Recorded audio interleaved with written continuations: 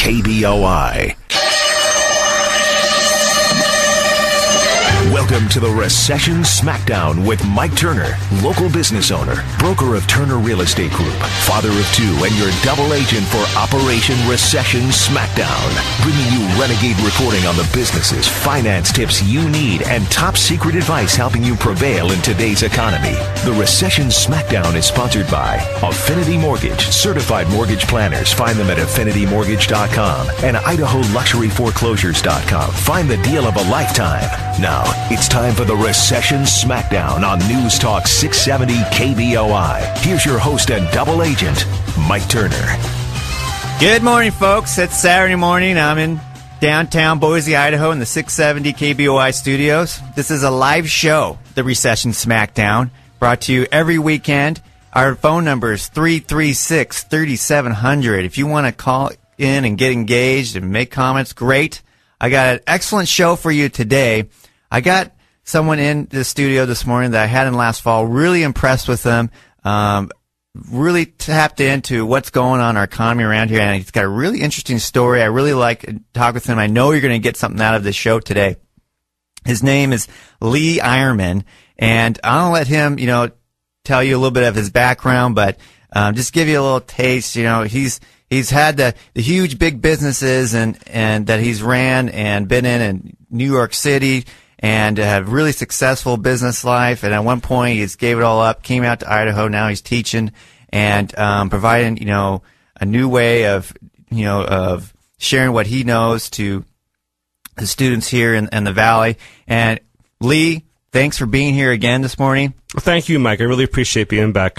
And so, give our listeners a little bit of a quick. You got such an interesting story. Give us a little recap of that. Well, quickly, I ran a business for 8 years in New York City.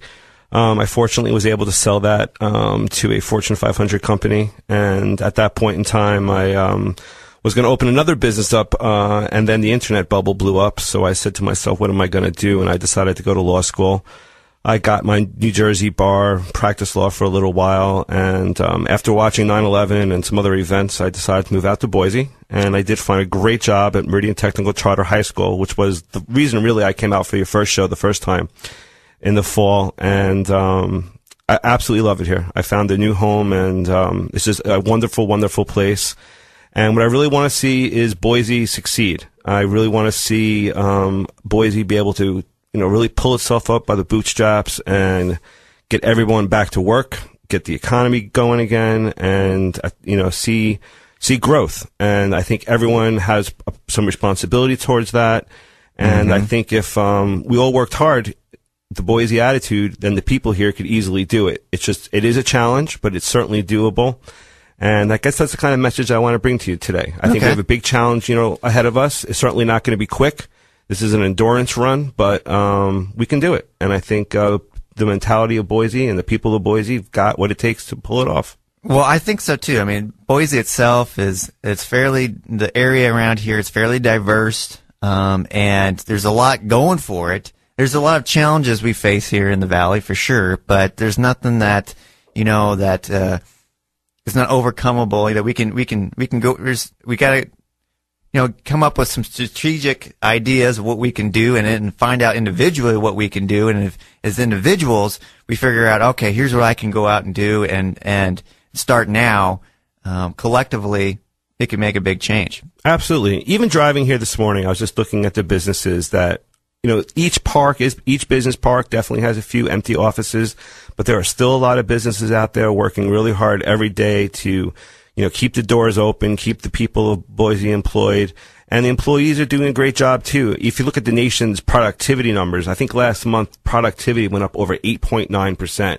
So people are just working extra hours, they're working extra hard to make sure they keep their jobs, and I think that's especially true here in Boise, that people just have that passion to work hard to make sure things succeed.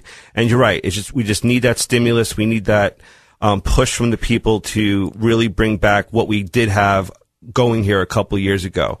When I first arrived here 6 or 7 years ago, Boise was thriving. Fortune magazine, every big magazine was writing, this was the place to be. This is the place to be to start a new business, a new tech venture. And one interesting statistic I found out is that Boise still makes most of its money through agriculture and mining and back to the basic kind of stuff. So we really do a very diverse economy, from mining, from agriculture to technology. We have just about everything. So we need to pull all of that together and put our economy back on track. And I certainly think we can do that. Wow. Yeah. So, all right. Well, let's talk about a little bit of, since I have you here, I know you before we dive into some of the local stuff, I like to take a couple minutes just to, get your thoughts of what you see, in the nationally and the world, really, because I know you're really tapped into this. And let's talk a little bit, and I'd like to hear some of your insights of what you see going on out there. Well, one funny story, from being from back east, we get these big northeast blizzards, at least once or twice a year. And I was just talking to Mike about this before the show started. Washington, D.C., if any of you haven't noticed, has been closed for the last 5 days. And in my world, the pressure has been relieved a bit. And I was wondering if anybody else out there felt the same way.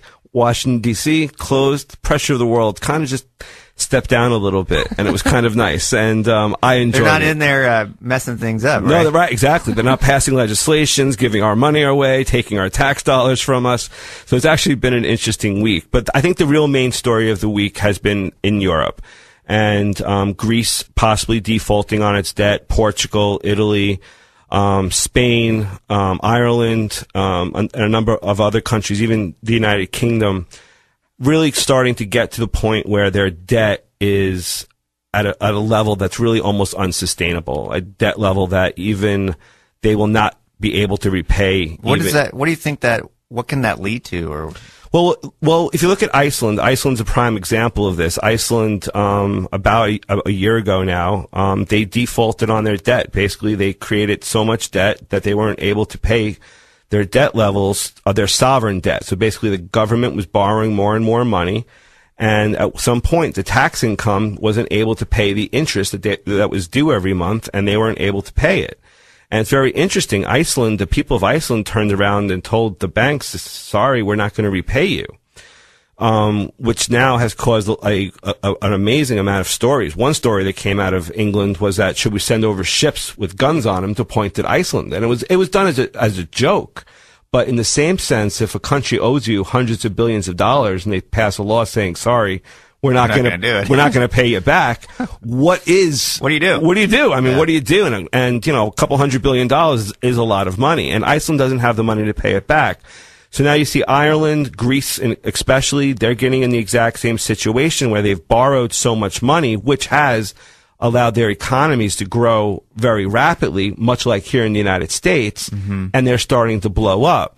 And Greece right now, their debt, so their debt that they have is 13% of what they make every year. So the gross domestic product, everything they make, everything, their debt represents 13% of everything they make and they produce every year. And in that level, economists will start telling you that you really do have a huge debt problem and a big possibility of a default on debt. And most European countries are running between 10% and 12% as well. But to make it scarier, the United States is at 11%. Right. So we are basically approaching the same problem where we are not going to be able to have enough money to pay our obligations. And this especially becomes true when you start looking at Social Security and Medicaid and Medicare, right, where we have all these unfunded obligations because when the government takes your Social Security money every month, it doesn't put it into a nice little savings account. It takes it and spends it on you every month and gives you a treasury bill. Okay, well, instead. We're going to go to a quick commercial break. Okay. And you're going to tell us what that all really means to us. Okay, so it sounds good. All right, sounds good. We'll come back. We'll be right back. Okay. If you own a hot tub, you need to know about Spa Clean. You already know that hot tubs need to be frequently drained and cleaned, and you probably also know that this is not a fun job. Maybe you've even stopped using your hot tub altogether because you just can't be bothered with the hassle of keeping it clean. It's time for you to get to know Spa Clean, a hot tub cleaning service that will scrub your hot tub clean, extend the life of your filters, and polish and protect your spa cover, all for a very affordable price. Let Spa Clean help you start enjoying your hot tub again. Schedule your one-time time cleaning now at BoiseHotTubCleaning.com or schedule multiple cleanings over a year and receive extra discounts. You've got better things to do with your time. Why not check out BoiseHotTubCleaning.com today? You get 115% guaranteed. That means if you're not satisfied with Spa Clean, you'll get a full refund